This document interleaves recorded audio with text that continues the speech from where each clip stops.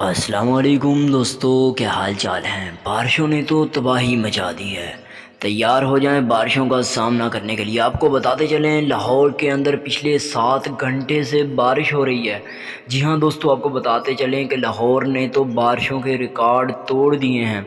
آپ کو بتاتے چلیں کہ پچھلے 7 گھنٹے کے اندر اندر بارشوں نے تو سیلاب کھڑے کر دیے ہیں۔ لاہور کے اندر بارشیں ہو رہی ہیں اور تیز ترین بارش 7 گھنٹے سے ہو رہی ہے۔ کہیں کہیں پر تو رمجھم ہو رہی ہے، لیکن کہیں پر تو بارش اتنی تیز ہے کہ کھڑا ہونا مشکل ہے۔